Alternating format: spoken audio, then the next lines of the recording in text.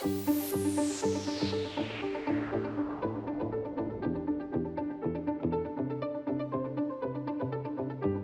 Hi, my name is Roland Diggett and I'm a modern workplace specialist at Inside Australia. Today I want to talk to you about Microsoft OneDrive.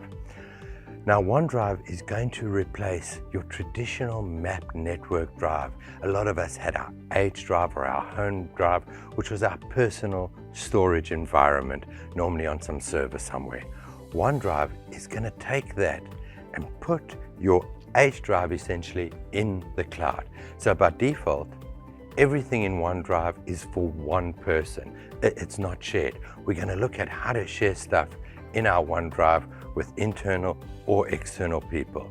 We're also going to look at how OneDrive integrates with Windows Explorer, so you can still use the same methodology that you've used to access your content by going through Windows Explorer.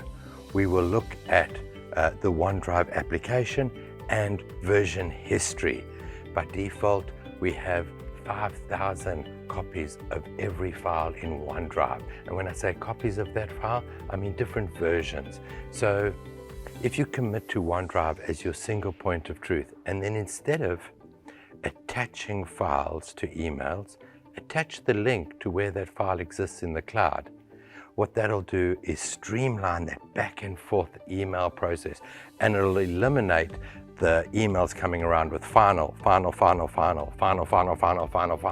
Which version of the file are we actually looking at? I want to make sure I'm working with the most up-to-date version. Let's go and check out OneDrive.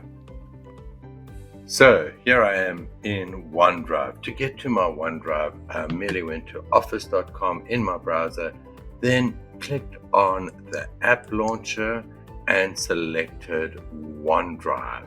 Now, when we think about OneDrive, OneDrive is replacing your map network drive. That would have been maybe your H drive. It's your home drive. OneDrive equals me. There's multiple places to share content within Office 365. OneDrive equals me. SharePoint equals we. And Teams really equals us as a small, tight-knit group of people. So this is my OneDrive folder when viewed in the browser.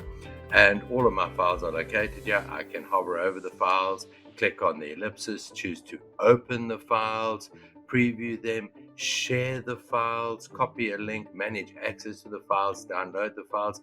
I can even go and look at the version history of my files, which will show me multiple versions of the files, and then I can choose to restore to a particular version of the file.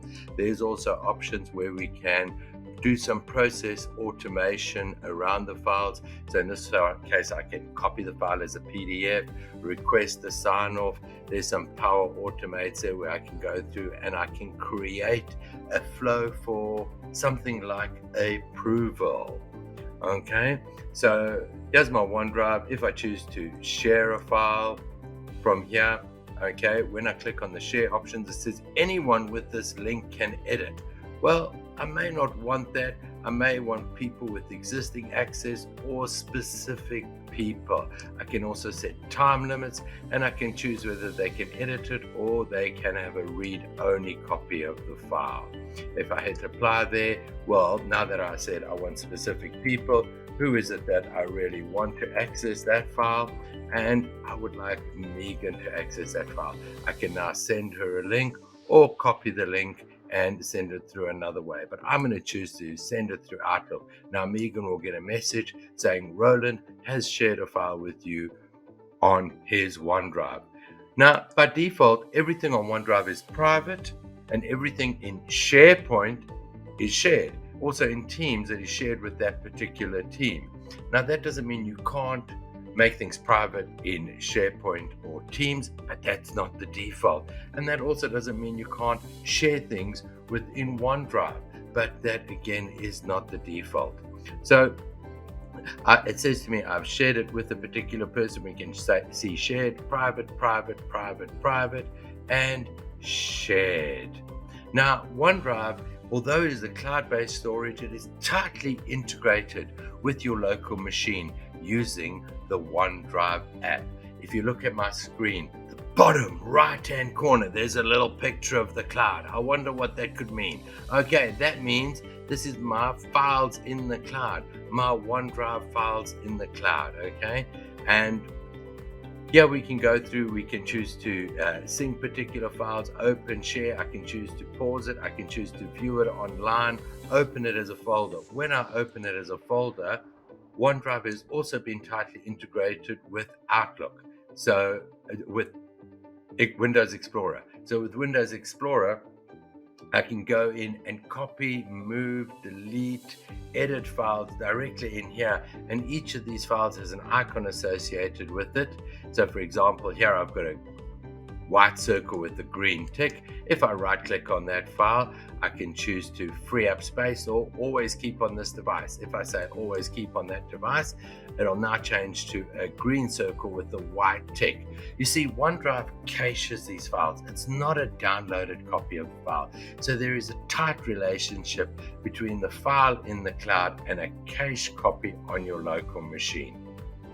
The cloud is obviously a lot bigger than your local machine. So you don't cache everything onto your local machine, because you could also cache stuff from Teams and SharePoint using the OneDrive client. So you cache a subset of the folders, but some folders you might say, when you run out of space on my machine, don't delete that one. That one I need on my machine all the time. So in this case, I've chosen to keep this file on my machine all the time. If I wanted to put it back into the pool where I could free up space, I can also choose to free up space. Now that changes to a cloud icon, which means that file is no longer cached on my local machine. That file, you guessed it, the cloud icon indicates that that file is only available when I'm online, whereas these other files are all cached on my local machine. From Explorer in OneDrive, I could also choose to share the file with somebody, as you could share the file within the Word, PowerPoint, or Excel application itself. So we've got OneDrive, which is going to replace our H drive or our Map Network drive.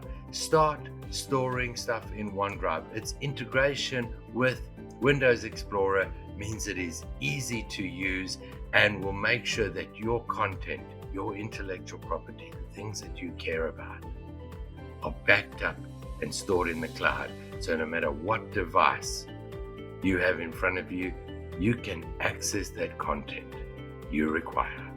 So OneDrive is going to be this storage in the cloud. Now remember, we can store it in a couple of different places. We've got OneDrive, SharePoint, and Teams. So OneDrive equals me. SharePoint equals we as an organization, and Teams equals us as a tight-knit group of people that want to share and collaborate on content by default. Remember, these are all stored in the same environment on the back end. And what that means is you can easily move stuff from OneDrive to SharePoint to Teams.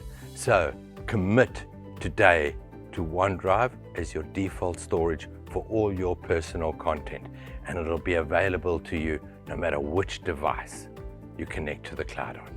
Thank you very much.